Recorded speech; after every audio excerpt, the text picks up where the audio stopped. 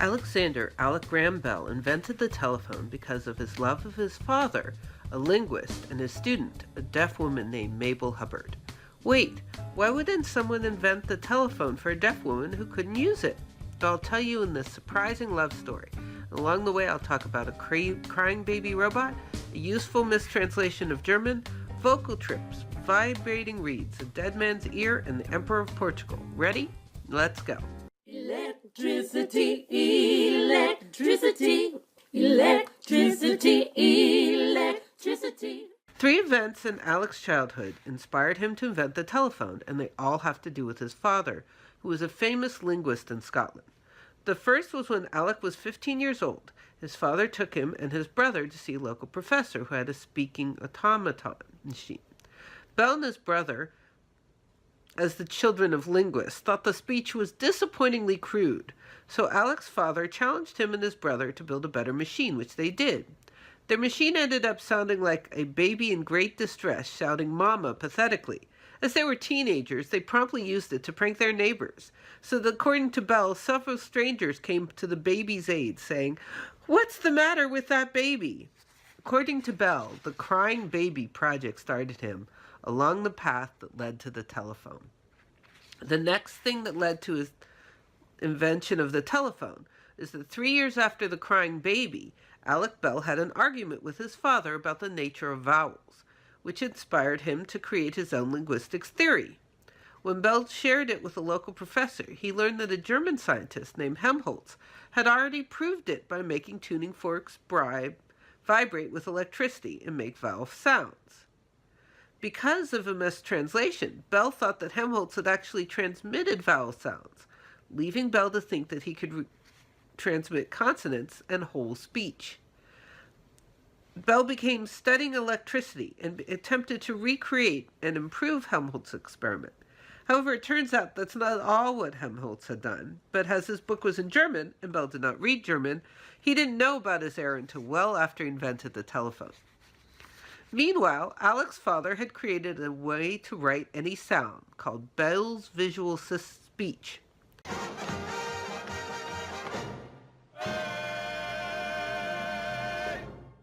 Alec and his father would give demonstration where Alec would reproduce sounds from the visual clues without hearing them first. One time, Alec reproduced a sound in Sanskrit by reading his father's symbols, and a local teacher said that it was very difficult for his students to recreate that word even when they could hear him. This inspired Bell's father to try to use this method to teach deaf people to speak. Neither Alec nor his father knew it, but being a teacher for the deaf was instrumental to Alec's invention of the telephone. This brings us to Mabel Hubbard. Mabel was 5 when she went deaf from scarlet fever. Her father refused to have her institutionalized and instead hired private tutors. She was so accomplished that when she was only 9 years old, her father asked her to speak to the Massachusetts legislature so they would start a school to teach others to communicate with the hearing world, which they did. 4 years later, Alec Bell was employed to teach deaf students to speak at this very same school using his father's visual language system. Although Bell was, in general, a very shy man, in the classroom he felt confident and well-liked. Despite all his future accomplishments from this moment on and for the rest of his life, he defined himself first and foremost as a teacher of the deaf. Bell was such a success that Mabel's father hired him to prove Mabel's speaking. Bell was then regularly invited to Mabel's house, where he regaled the Hubbards with his crazy ideas. Alec Bell actually had 2 ideas at the time. One was to make tuning forks vibrate with electricity to send human speech, or the telephone, and one was to send multiple telegraph messages at the same time by sending messages at different frequencies, or the musical telegraph. Mabel's father thought the telephone was nonsense, but the musical telegraph could make him a millionaire, and decided to fund Bell's research. With funding from Mabel's father and others, Bell hired a local machinist, 20-year-old Thomas Watson, to help him with his investigation into the musical telegraph. Bell knew that electricity creates magnetic force, so he placed metal reeds, basically flat tuning forks, near magnets and pulsed current through them, trying to find the trick to only make certain notes ring and not others. While working on this experiment, Bell thought one reed was stuck to its magnet and asked Watson to free it. When Watson freed the reed, it vibrated, and to Bell's shock, a separate reed vibrated in sympathy. They experimented over and over again, and according to Bell, we did not do anything all day but pluck reeds. What was happening? Moving a coil or plate near the magnet creates a current, so when the original reed vibrated, it induced an oscillating current. The second reed thus received a vibrating current, which created an oscillating force between the reed and its magnet, so it vibrated in the same rhythm as the original. Instead of reeds transmitting tones, Bell thought he could use vibrating membranes to transmit speech. As a teacher for the deaf, he had previously asked the doctor for a model of an ear for his deaf students, but had been offered a dead man's ear instead. Quote, "As I was holding the human ear in my hand, it struck me that the bones of the human ear were very massive compared to the membrane. Why would not a larger membrane move a heavy magnet? At once, the idea of a membrane-speaking telephone became complete in my mind." Bell built a cone with a flexible membrane with a magnet attached, which was placed next to a coil, electrified with a battery. The wire from the coil then stretched to another room with an identical coil, magnet, and cone. When they tried it, Watson breathlessly ran into the room and said, quote, "Why, Mr. Bell, I heard your voice distinctly, and I could almost understand what you said." Meanwhile, Alec realized that he was helplessly in love with Mabel. At first, his advances were coolly received because Mabel's cousin opposed the match. However, when Mabel almost drowned in the ocean, she realized she did care for Bell and rushed home to tell him. Quickly, they became a couple. Mabel's father, Gardner Hubbard, was lukewarm on the match as well. He felt that Mabel was young. She was just 17. Alec was too old, 27, and unstructured.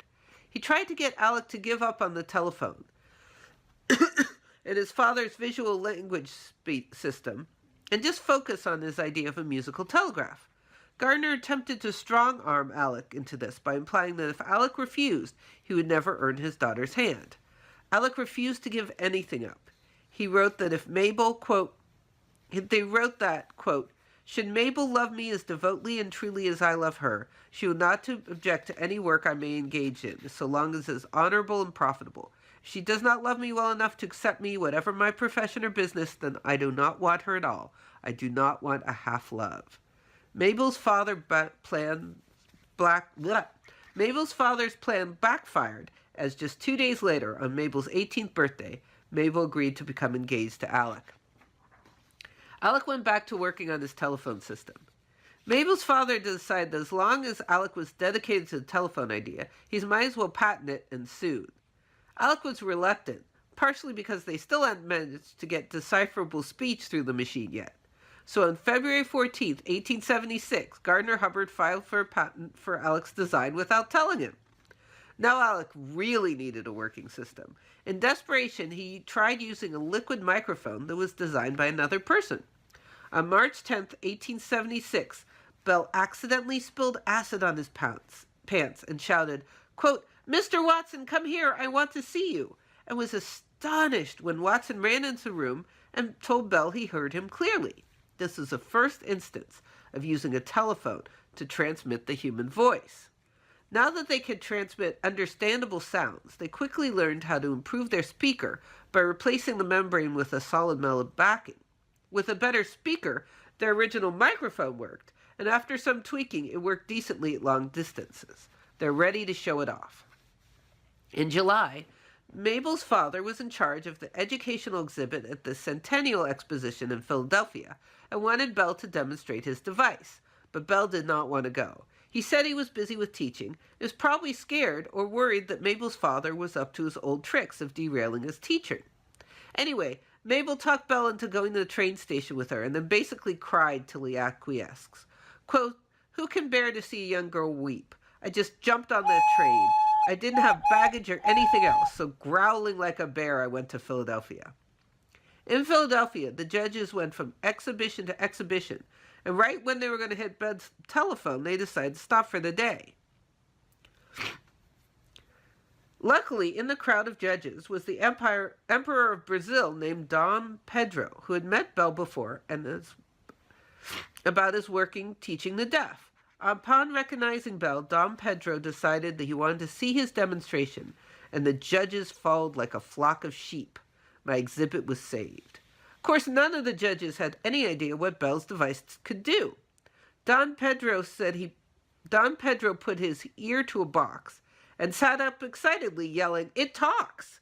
A famous scientist named William Thompson was visiting from England, tried it out. Quote, "It does speak. It's the most wonderful thing I've seen in America." Bell recounted the event as follows.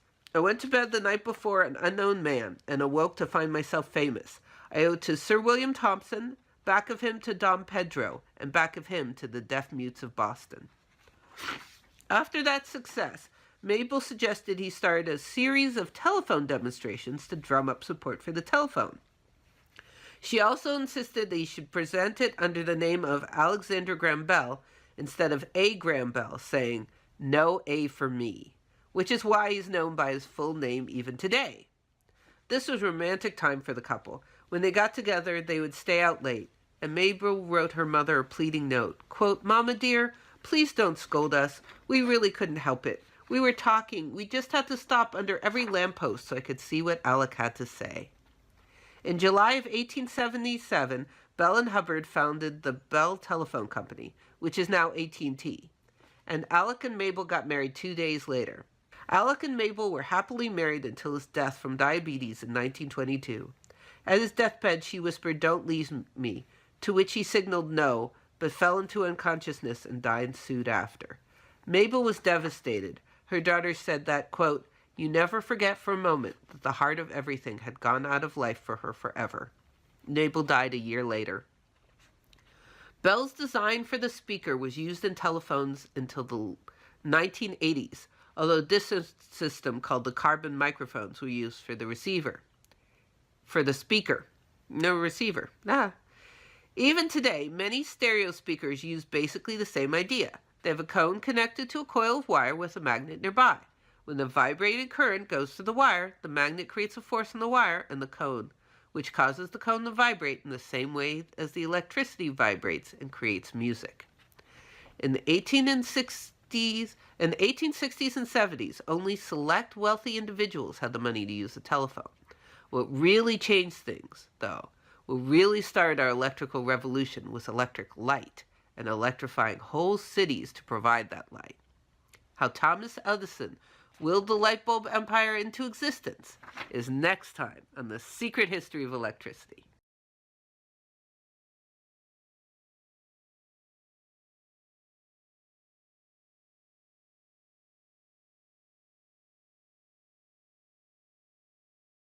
Electricity, electricity, electricity, electricity.